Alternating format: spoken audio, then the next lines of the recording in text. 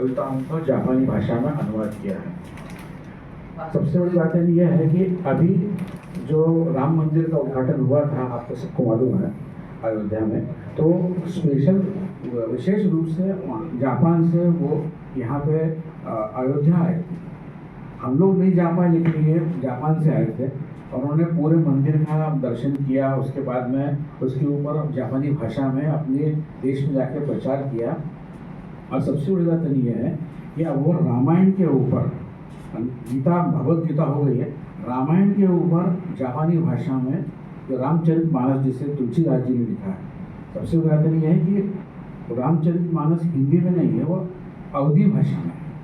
अवधी भाषा हमारी हिंदी भाषा से थोड़ी अलग है और समझने में भी थोड़ी कठिन है। आज के लोगों का, अभी जो नई युवा पीढ़ी, उनका अवधी भाषा, ब्रज भाषा समझ में नहीं आती, क्योंकि वो बोलचाल की भाषा में नहीं है। उस भाषा को सीख करके उस भाषा का में जो रामचरितमानस है उसका अनुवाद जापानी भाषा में करना एक बहुत बड़ा कठिन काम है। उन्होंने मेरे को बताया कि मैं ऐसा काम मतलब जारी रखा हूँ। और सबसे ज़्यादा ये है कि वो लिखते वक्त उसमें कहीं किसी पात्र के साथ में अन्याय नहीं होना चाहिए। सबसे बड़ी बात यह है कि अनुवाद तो कोई भी कर देगा, और राम, सीता और लक्ष्मण, ये सब चीज़ें की सबको मालूम रहती है, एक फ्रेमवर्क तो सबको मालूम रहता है, लेकिन किस वक्त क्या घटना घटी और किसका महत्व क्या था, इसका अन्याय किसी पात्र पे नहीं होना चाहिए। यह एक बहुत बड़ी जवाबदारी का काम होता है। तो उन्होंने बहुत प्रामाणिक रूप से स्वीकारा कि मुझे कम से कम 3 साल और लगेंगे इस काम के लिए। ये करने के बाद में फिर मैं जापानी भाषा में रामचरितमानस का, जिसे ऑथेंटिक हम बोलते हैं, वो अनुवाद होगा। तो हमारे लिए बहुत ही बड़ी खुशी की बात है कि हमारे बीच में इतने विद्वान व्यक्ति जो हमारे देश से, हमारी भाषा से और हमारी संस्कृति से प्रेम करते हैं, वो हमारे बीच में मौजूद हैं।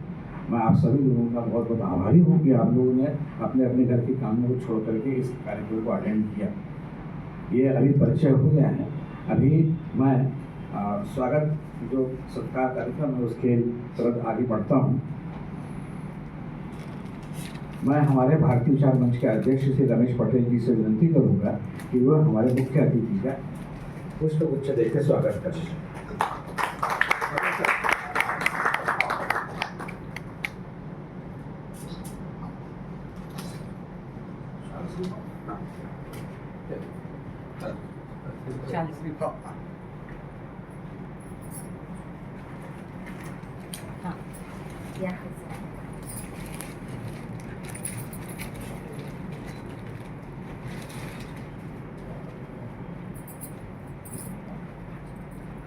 मैं रवि जी से पुनः अनुरोध करूंगा कि वह शाल श्रीफल लेकर के हमारी भारतीय परंपरा के अनुसार उनका स्वागत करें।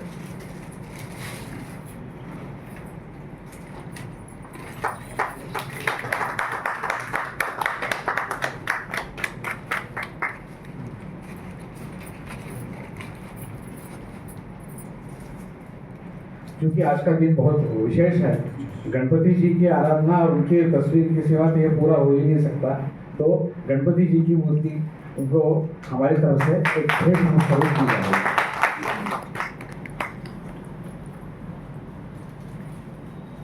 मैं श्री विनय दीक्षित जी से अनुरोध करूंगा कि वे पुष्पगुच्छ देकर के हमारे मित्र,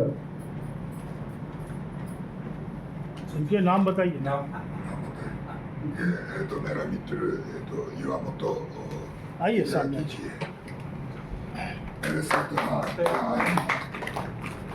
दोरेक शिंचिरो ताकी।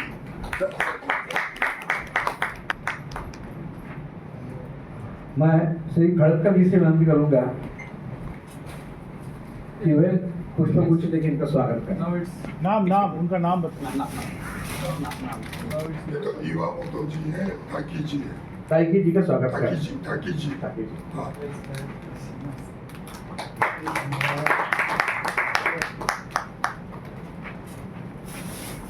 धन्यवाद आप सभी का।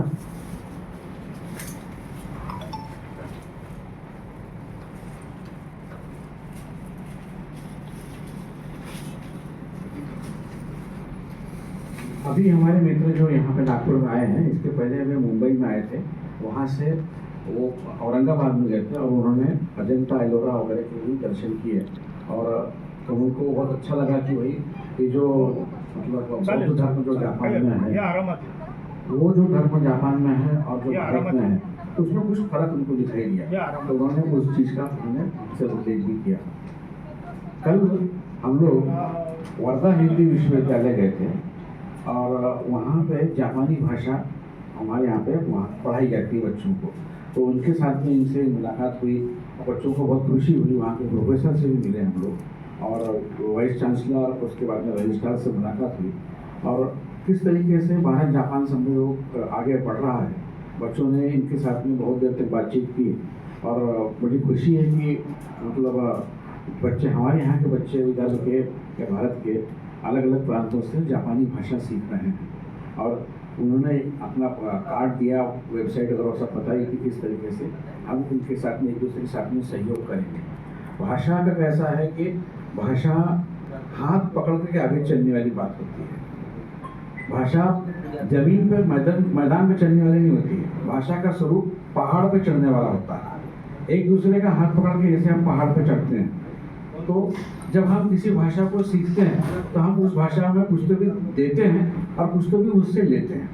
यही भाषा का स्वरूप है, एक दूसरे से लेना, एक दूसरे को देना और सीखना.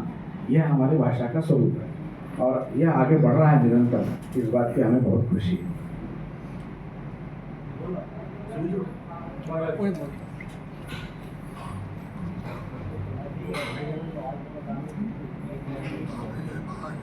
itu buat kemarin. Mereka kerja buat kemarin.